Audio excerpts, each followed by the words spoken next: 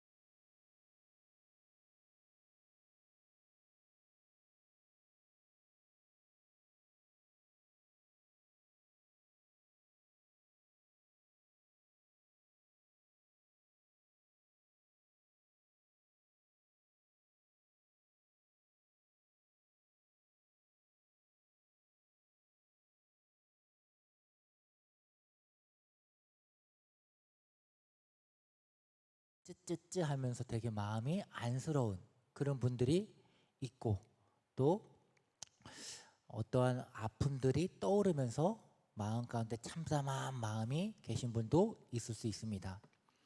그러나 우크라이나 국민이 저 영상을 보았을 때는 어떠한 마음일까요? 지금 저 크림 반도는 우크라이나의 땅이었습니다. 근데 어느 날 러시아가 군대를 대동해서 저 땅을 빼앗아 버리게 된 거죠. 그리고 저곳을 관광지화 시켰습니다. 그리고 저기서 지냈던 이제 수많은 사람들은 러시아인인 거죠. 거기에 이제 빵 하고 이제 미사일이 폭격이 일어나게 된 것입니다. 우리는 이런 부분들에 대해서 되게 좀 쉽게 공감할 수 있는 그런 역사가 있습니다. 예를 들자면 제가 최준 선생님한테 물어봤습니다. 해수욕장은 어디가 좋아요? 동해안이 좋다고 하십니다. 그래서 동해안에 대해서 한번 생각해 봤습니다. 8월철, 휴가철 이제 다 거의 끝나가는 무렵이지만 여전히 그곳에는 여름을, 더위를 이기고자 해수욕장에 수많은 사람들이 함께 그 시간을 즐기고 있습니다. 그런데 눈을 씻고 찾아봐도 한국인은 보이지 않습니다. 전부 다 일본인 사람들입니다. 왜 그럴까요? 그래서 안 되겠다. 서해안으로 그래도 가보자. 가보니까 거기도 한국 사람이 한 명도 안 보입니다. 중국 사람들만 보입니다. 왜 그럴까요? 가정입니다. 가정. 일본에 의해서, 중국에 의해서 무력으로 우리나라가 영토를 빼앗기게 된다면 그때에도 우리는 똑같이 아이고야 이렇게 얘기할 수 있을까요? 만약 그렇게 말한다면 그 사람은 한국인이 아니죠. 그 사람은 그리스도인일 것입니다. 오늘 말씀의 주제입니다. 아무리 불합리한 삶이라도, 아무리 어려움이 다친다고 해도 여러분은 한국인으로 사시겠습니까? 아니면 그리스도인으로 사시겠습니까? 오늘 여기에 대한 여러분의 마음을 잡고 함께 말씀을 함께 나누기를 원합니다. 이런 문구를 보신 적 있으십니까? 노력은 널 배신할 수 있지만 포기는 절대 배신하지 않는다라는 말입니다. 그리고 또 진정한 노력은 배신하지 않는다라는 말도 있고, 또 I can do it, 노력은 나를 배신하지 않아라는 이러한 이제 문구도 있습니다. 여러분은 이 말에 얼마나 공감하십니까? 한 100% 다 공감하십니까? 아니면 한 50%? 아니면 그 밑에? 여러분은 노력하며 합당한 보상을 받으십니까? 아니면은 땀을 흘린 만큼 세상은 여러분 삶 가운데 보상을 해주고 있습니까? 청년들한테 이러한 문구, 이러한 메시지를 보내면은 공감을 하기가 참 어려워하는 그런 시대에 살고 있다는 것을 느껴집니다. 오히려 노력은 배신하지 않아 이 말보다 노력은 빽이 없고 힘이 없고 못도 없고 그런 애들이 하는 발버둥에 지나지 않아 라는 그 말을 오히려 더 쉽게 공감한다라는 것입니다. 여러분은 어떠십니까? 여러분의 삶은 지금 합당한 보상이 주어지고 있습니까? 아니면 세상이 참 불공평하다, 정말 참 불합리하다, 정말 억울하다 라는 것을 더 느끼는 삶을 살고 계십니까? 정치, 경제, 사회, 국제, 인종 어떤 시점에서든지 결론은 무언가 잘못되고 있다라는 것이 결론입니다. 그래서 세상 사람들이 내놓은 해법이 무엇이냐? 바로 현대 사상가 중에 러셀이라고 하는 이분인데 이분이 하셨던 그 해법이 어떤 것인지 같이 한번 읽어보겠습니다. 시작. 이성을 활용하지 않는 것이 모든 문제의 원인이다. 예. 이 말은 단순히 이 러셀이 했던 그 하나의 주장이 아닙니다. 이 이야기는 아리스토텔레스부터 그다음에 플라톤, 그다음에 소크라테스까지 모두가 과거에도 동일하게 주창되어졌던 이론입니다. 머리를 써야 된다라는 것이죠. 배워야 된다라는 것이죠. 그래서 교육에 힘쓴 그 결과가 무엇입니까? 세계 1차 대전이 일어났고 2차 대전이 일어났습니다. 사회는 점점 더 악하게 되어가고 있습니다. 폐륜과 패덕이 기승을 부리고 있고 죄가 점점 포악해져가는 세대를 우리는 살고 있습니다. 그래서 이런 모습만 보더라도 세상은 점점 하나님 나라가 임하는 것이 아니라 오히려 하나님 나라가 사라져가는 것으로 보여지기까지도 합니다. 여러분이 생각하기에는 우리나라가 법이 잘 지켜지고 있다고 생각하십니까? 아니면 법이 잘 안 지켜지고 있다고 생각하십니까? 여러분 생각은 어떠십니까? 정의로운 나라라고 한다면 법치국가로서 법이 제대로 세워지는 그런 나라가 정의로운 나라, 공의로운 나라가 된다고 생각되어집니다. 그런데 우리는 어느새 이러한 이야기조차도 식상하다라고 느껴질 만큼 매우 무덤덤해진, 무감각해진 그러한 우리 상태가 되었다라는 것이죠. 이 자체만으로 정말로 큰 문제라는 것입니다. 이제는 나라가 아니라 우리 가정에 대해서 얘기를 한번 해보죠. 여러분의 가정은 어떻습니까?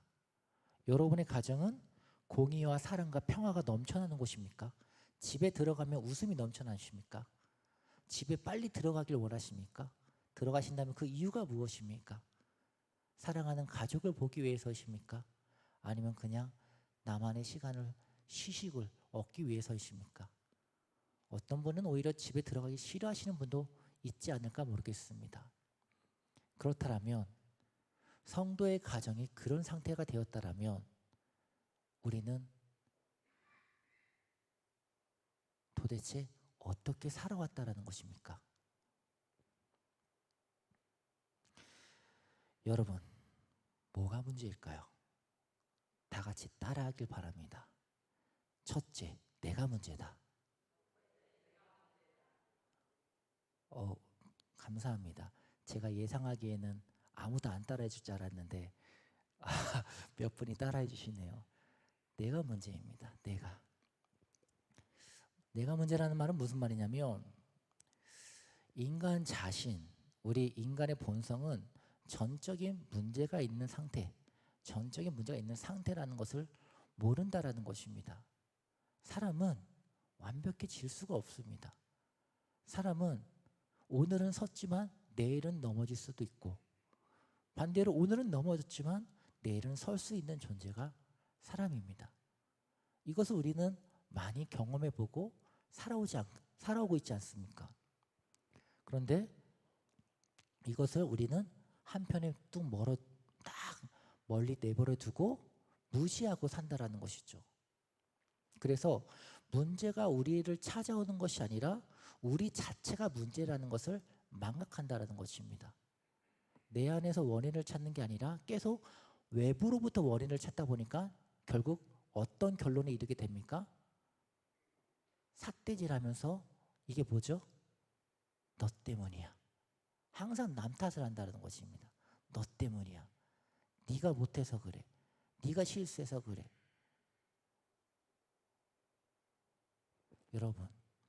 여러분도 아시잖아요. 손가락질할 때 손가락 하나는 상대편을 향하지만 나머지 손가락 4개는 나를 향하고 있다는 것.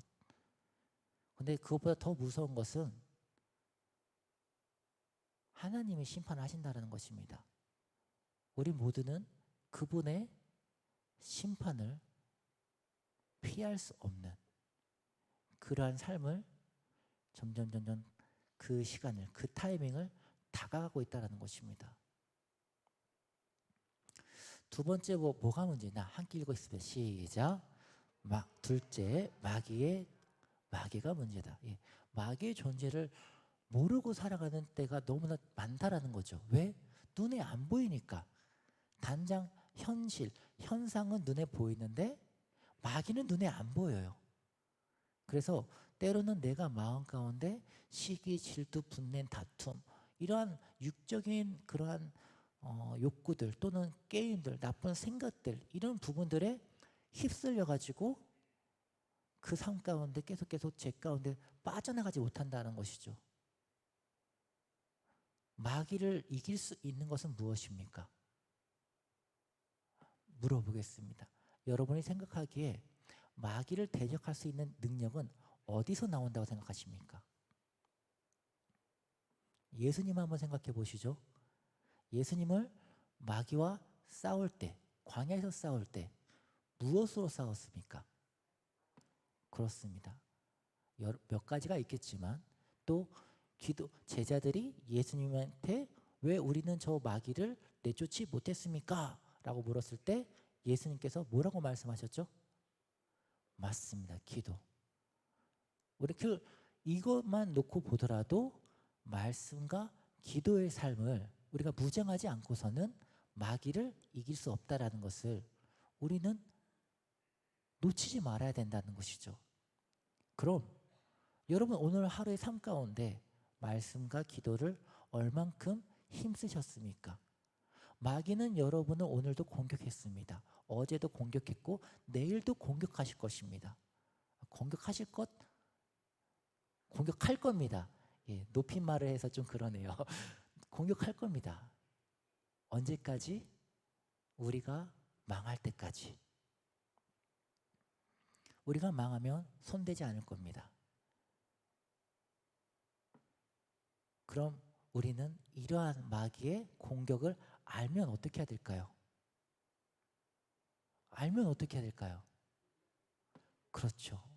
기도하고 말씀 보기에 알기에 힘쓰고 그 말씀을 삶 가운데 어떻게 적용해야 될지 성령님께 물어보면서 살아가는 것. 그것이 우리가 힘써야 될 삶의 신앙의 모습입니다. 세 번째, 뭐가 문제일까? 우리 함께 기도 시작. 셋째, 하나님의 은혜가 문제다. 이게 무슨 말이냐면 하나님의 은혜가 없기 때문이다 라는 말을 좀 꼬아봤습니다. 하나님의 은혜가 없는 이유는 이사야서 48장 내용을 보면은 하나님께서 분명히 말씀합니다. 악인에게는 평강이 없다라고 하나님이 분명히 말씀해 주십니다. 악인에게는 무엇이 없다고요? 평강이 없다. 그럼 거꾸로 말하면 하나님의 말씀을 거꾸로 말해보자면 평강이 있기 위해서는 어떻게 해야 되겠습니까? 악의 길에서 되돌아서 의의 길로 가야겠죠. 여러분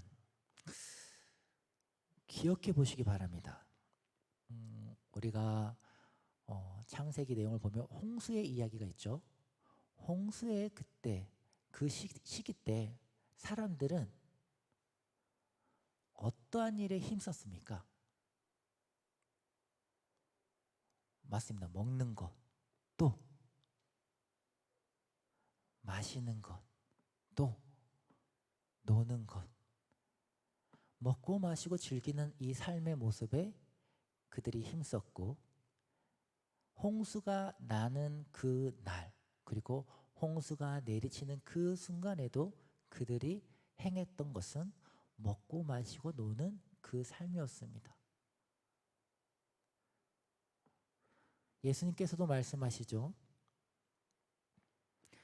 예수님께서도 마태복음 24장 말씀을 보시면 마지막 때에 대해서 경고를 합니다. 그때 홍수 때와 같이 그때에도 먹고 마시고 즐기는 일에 사람들이 그렇게 살다가 끝난다는 것입니다. 그럼 우리가 한번 생각해 봐야죠. 지금 나는 오늘 하루만 생각해 보시더라도 내 생각과 내 마음이 어느 쪽으로 향했었는지 우리는 알잖아요. 지금은 서로가 서로의 얼굴을 보면서 거룩한 척 우리가 편안한 모습으로 얼굴을 보고 있지만 하나님은 아시잖아요. 여러분 마음 가운데 뭐가 있으십니까? 지금 여러분 마음 가운데 어떤 것으로 채워져 있으십니까?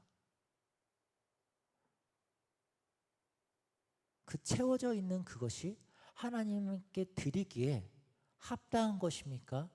아니면 하나님이 정죄하는 그러한 더러운, 역겨운 그런 것이겠습니까? 우리는 알잖아요. 내 속에 뭐가 있는지. 그래서 우리는 마지막 때를 준비하는 그런 성도로서 우리 삶 가운데, 신앙생 가운데 거룩함을 힘쓰기 위해서 노력해야 된다는 것입니다. 전진해야 된다는 것입니다. 세상에서 희망을 찾지 마시기 바랍니다. 내일은 더 나아질 거야 하면서 헛된 희망의 삶을 낭비하지 마시기 바랍니다. 성도는 세상에서 희망을 찾는 자가 아닙니다. 성도는 예수님을 바라보는 자입니다. 함께 따라해 주시겠습니까? 성도는 예수를 바라보는 자이다. 예, 정말 성도는 예수님을 바라보는 자입니다. 한 주간 여러분의 일상 가운데서 예수님이 종종 나타나셨습니까? 아니면 한 번도 본 적이 없으십니까?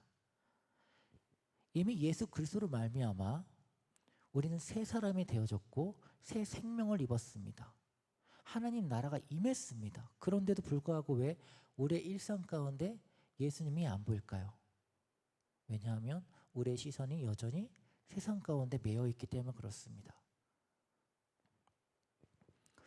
욕심과 탕욕, 시기와 질투, 이러한 육신의 정욕에서 벗어나야 됩니다. 어두움을 벗어나서 빛 가운데로 나아가야 됩니다. 아는 것만으로는 안 됩니다. 빛을 사랑해야 됩니다. 예수님이 누구십니까? 모든 것을 할 수 있는 창조주시고 전능자이십니다. 그런데 오늘 본문을 보면 그러한 창조주께서 영광 받으시는 자리를 취하시는 것이 아니라 죽는 수치의 자리를 취하시고 십자가에서 죽으셨습니다. 왜? 우리를 구원하기 위해서, 우리의 죄를 위해서 십자가에 달려 죽으셨습니다. 그 결과 죄인이었던 우리에게 하나님의 나라가 열렸습니다. 그리고 믿음으로 하나님의 나라가 우리 안에 임하게 되었습니다. 복음이 무엇입니까? 도덕적으로 착하게 사는 사람이 착하게 살아라 하는 것이 이것이 복음입니까? 아니면 더 선한 사람이 되어라 이런 것이 복음입니까? 더 나은 사람이 되어라 이것이 복음입니까? 아닙니다. 우리 복음은 무엇인지 우리 함께 다 같이 읽겠습니다. 시작. 예수 그리스도를 믿음으로 새로운 사람이 되었다는 것. 아멘. 아멘이십니까? 예수 그리스도를 믿음으로 말미암아 우리는 새로운 사람이 되었습니다. 이미 벌써 되었습니다. 하나님 나라가 이미 임했습니다. 하나님 나라가 어디 있느냐?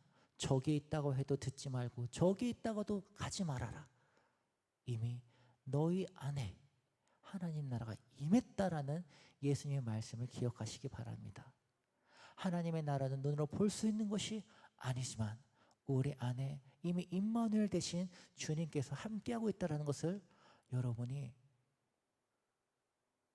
믿으시고 그 믿음을 삶 가운데 누리시길 바랍니다. 이것이 얼마나 큰 축복이라는 것을, 얼마나 큰 비밀이라는 것을, 얼마나 큰 능력이고 영광이라는 것을 여러분이 삶으로 보여주시기 바랍니다. 주변 사람들에게 크리스찬? 진짜 부럽다. 나도 크리스찬처럼 살고 싶다. 라는 삶이 여러분 삶 가운데, 우리 모두의 삶 가운데 그런 삶이 나타날 수 있도록 우리가 노력해야 됩니다. 어떻게 해야 됩니까? 좀 더 디테일하게 어떻게 해야 됩니까? 성도의 삶의 방향은 죽음으로 향해 달려가는 것이 아닙니다. 그것은 세상 사람들의 관점입니다. 죽음을 향해 나아가고 있다는 것은 세상 사람들의 인생관입니다. 성도의 인생과는 다릅니다. 성도에게 죽음이란 영원한 영광, 영원한 생명으로 채워져 가고 있다는 것이 성도의 인생관입니다. 그렇게 죽음이 두렵지 않습니다. 그렇게 죽음이 거부가 되지 않습니다. 재산을 늘리고 사회적인 지위를 쌓고 명성을 쌓아가는 일에 목숨 걸지 마시기 바랍니다. 지금에야 김연아 말하지 천년 후에도 김연아를 기억하는 사람이 있을까요? 없습니다. 예수 그리스도의 은혜에 집중하세요. 예수님의 은혜에 집중하시고 하나님 나라를 세워가는 일에 여러분 삶을 헌신하시기 바랍니다. 그러면 영원토록 하나님께서 기억하십니다. 영원토록 하나님께서 축복하시고 비춰주십니다. 이것이 성도의 삶이고 이것이 성도의 권리이고 이것이 성도에게 주어지는 축복입니다. 이것을 놓치지 마십시오. 불평하기보단 감사하시고 어려움을 주신 하나님의 지혜를 집중하시기 바랍니다. 여러분이 대답해 주시기 바랍니다. 불합리한 삶이 여러분 삶 가운데 찾아왔습니다. 그때 어떻게 사시겠습니까? 불합리한 삶이 여러분한테 찾아왔습니다. 예수님 때문에 여러분의 삶이 더더더 풍지박살이 나게 되었습니다. 그때 어떻게 하시겠습니까? 예수님을 욕하고 교회를 욕하고 떠나시겠습니까? 아니면 예수님을 바라보시겠습니까? 여러분의 입으로 여러분이 결단하시고 지금 답해 주시기 바랍니다. 어떻게 하시겠습니까? 저도 그럴 겁니다. 저도 예수님을 바라볼 것입니다. 우리가 오늘 함께 보았던 히브리서의 그 배경이 어떻습니까? 그들이 왜 핍박을 받고 있습니까? 예수님을 믿었기 때문에 핍박을 받는 것입니다. 유대교로 돌아가면 핍박받지 않습니다. 재산을 잃어버리지도 않습니다. 목숨의 위협도 없습니다. 그런데 그들은 돌아가지 않는 길을 선택했습니다. 그들은 십자가에 달리신 예수님을 보는 것을 선택했습니다. 비록 그 결과 내 삶이 위험해지고 내가 어려워지고 모든 것을 잃어버리는, 심지어 목숨까지 내어놓는 상황이 되어진다 한다 할지라도 그들은 예수님을 바라보았습니다. 왜? 죽음이 끝이 아닌 걸 아니까. 예수님의 십자가의 죽으심으로 말미암아 죽음 이후에 영원한 영광으로 영원한 말 못할 측량할 그 생명으로 하나님이 보상해 주실 것을 믿으니까 받아들였습니다. 말씀을 마치겠습니다. 여러분, 세상은 성도들의 편인가요? 아니면 오히려 마귀의 편인가요? 그렇습니다. 아직은 마귀의 편입니다. 예수님은 천지 만물을 주관하실 능력이 있으신 분인가요? 아니면 능력이 없으신 분인가요?